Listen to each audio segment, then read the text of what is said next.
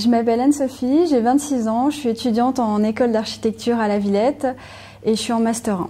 Pour parler d'une école d'architecture, il faut d'abord rappeler que la profession d'architecte est une profession réglementée. C'est-à-dire que tout le monde ne peut pas être architecte, il faut un titre délivré par l'État.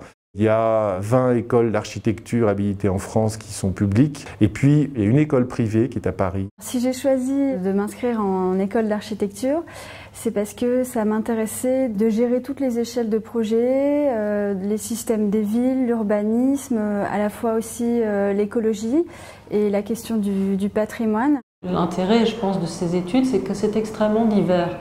Il y a un volet artistique, un volet un peu plus scientifique, et donc finalement c'est une formation complète qui peut permettre aussi de se réorienter dans l'urbanisme, dans la géographie, dans d'autres domaines. On intègre classiquement via post-bac. Il y a d'abord une sélection sur dossier, puis ensuite un entretien oral. On a 4000 candidatures chaque année et on a 300 places. Au niveau de la formation, c'est une formation en 5 ans. Donc on a d'abord un cycle licence de 3 ans, puis après on intègre un master. Le premier cycle, c'est un cycle d'apprentissage des connaissances de base. On a des ateliers intensifs et puis on a plus classiquement des cours magistraux et des TD. Pour le second cycle master, là, on est dans une notion d'approfondissement et d'autonomie des étudiants.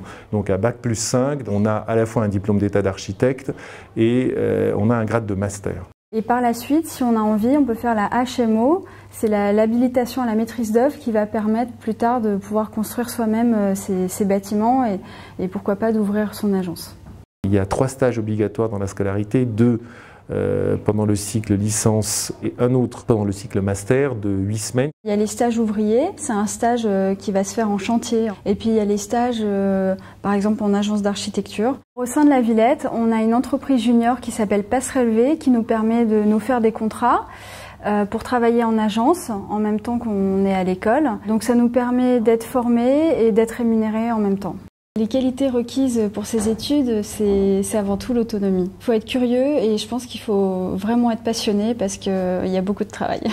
Les études d'architecture touchent des domaines qui ne sont pas enseignés dans le secondaire. Il y a la technique qui est un grand domaine, il y a l'art, il y a aussi évidemment l'histoire, la mémoire. Donc quand on a une certaine affinité avec ces domaines et qu'on est motivé, je pense qu'on est un bon étudiant en architecture et ensuite un bon architecte. Il y a quand même une assez grande diversité de situations professionnelles possibles, même si évidemment la plus importante numériquement est celle de l'exercice libéral dans une agence. On peut évidemment travailler dans l'administration, dans la réhabilitation, dans la restauration, on peut devenir historien, il y a ceux qui s'intéressent à la scénographie, il y a l'architecture navale.